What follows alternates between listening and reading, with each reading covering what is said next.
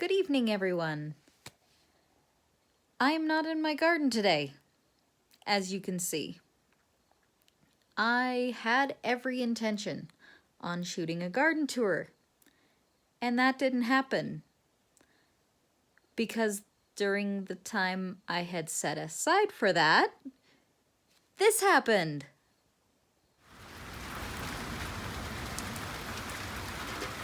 So I guess I'm not doing a garden tour today.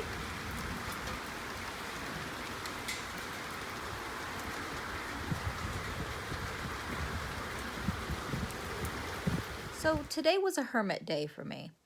That's a day where I pretty much lock myself in the house and get projects done.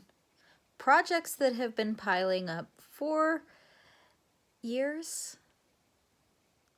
So as fabric artists, we all have those UFOs, those unfinished objects that sit around for years taking up space. I tackled a lot of those today, and I thought I'd take you along during this last one, show you what I do. This isn't going to be a tutorial.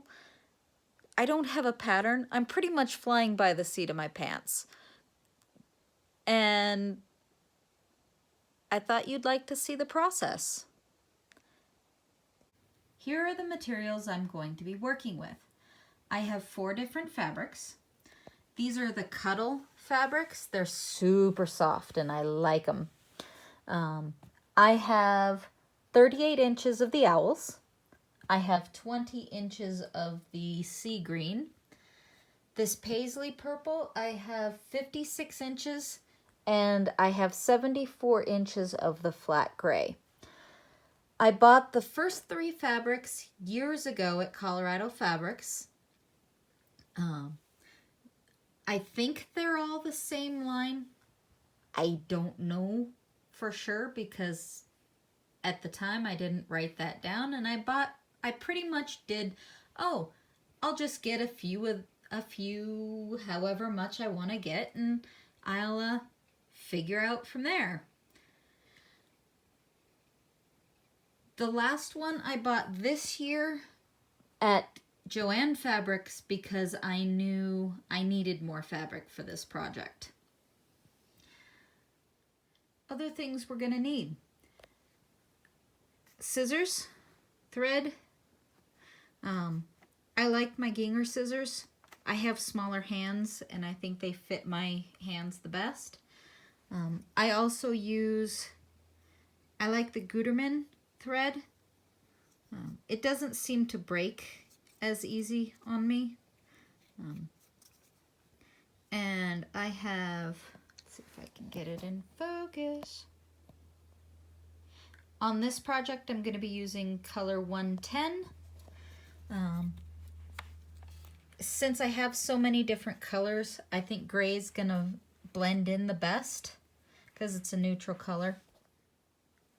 Other things that I'm going to need for this project: snack. That's zucchini bread made with zucchini from my garden. The matching of the mug to the fabric is optional, but highly recommended for fun. I also have YouTube going. This is Bernadette Banner's YouTube channel. I've had this going all day for inspiration. And this is my machine.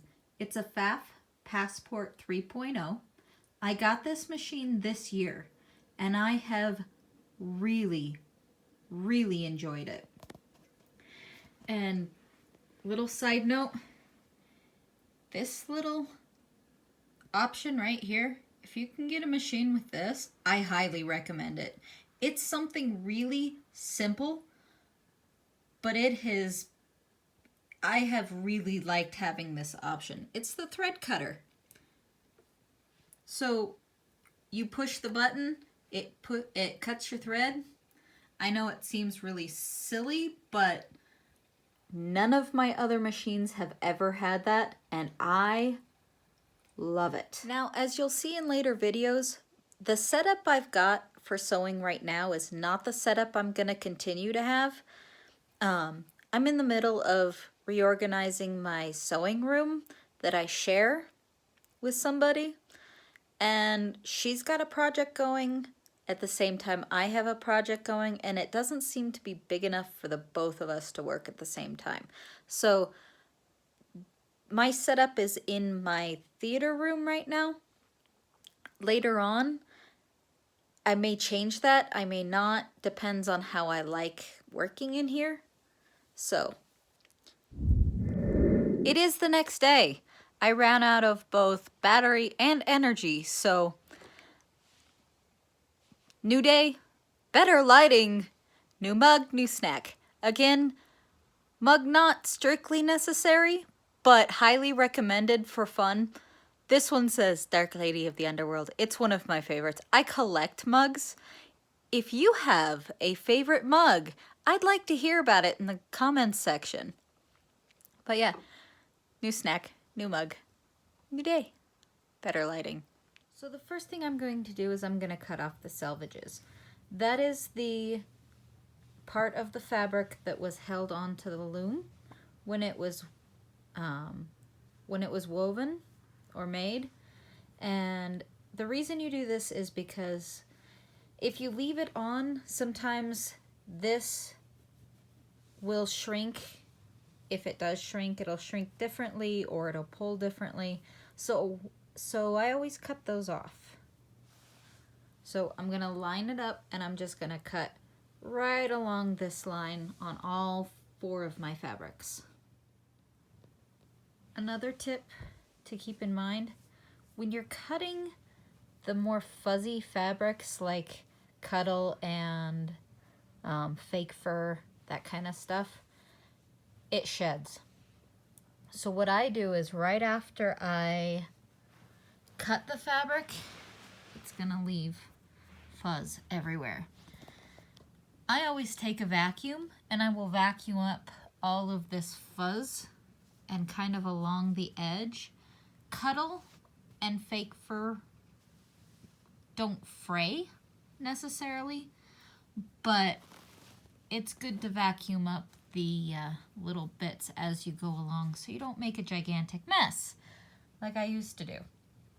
Remember that if you're vacuuming the sides of your smaller pieces you just cut, remember to hold on to them when you're vacuuming the edge.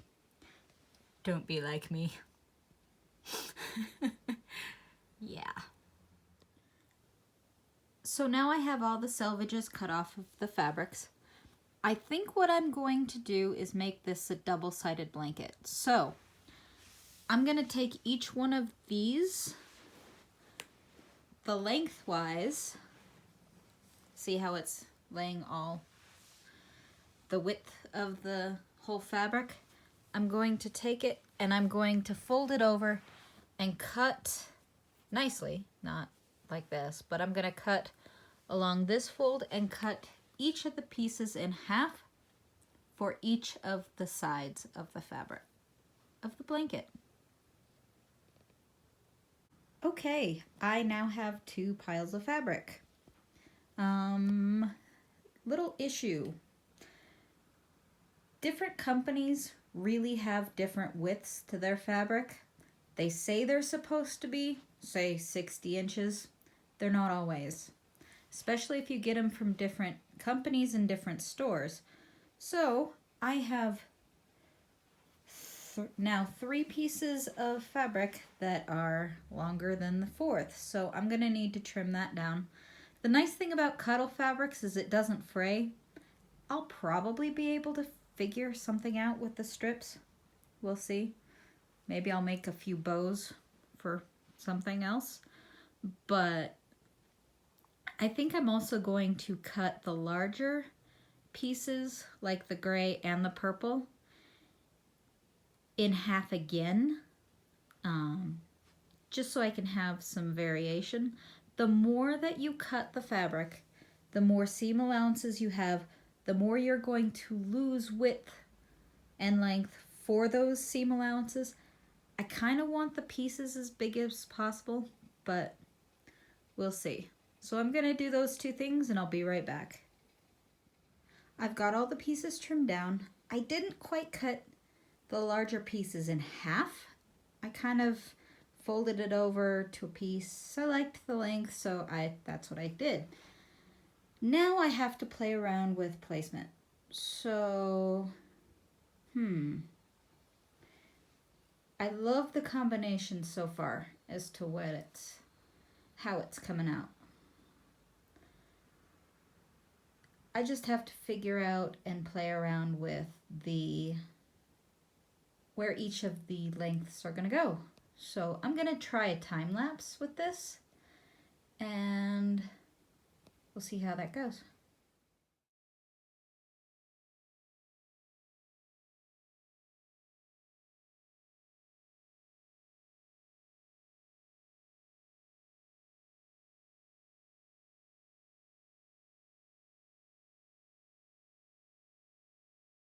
Now that I have all my pieces laid out in the order I want them in, what I'm going to do is I'm going to lay them right sides together. This is the wrong side.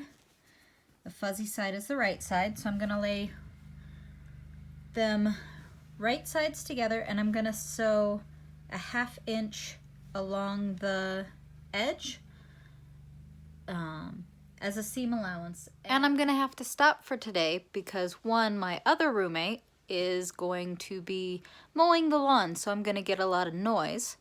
And I also have a wedding for a friend that I am going to, so I got to get ready for that. So I will see you probably tomorrow, where we will pick this back up.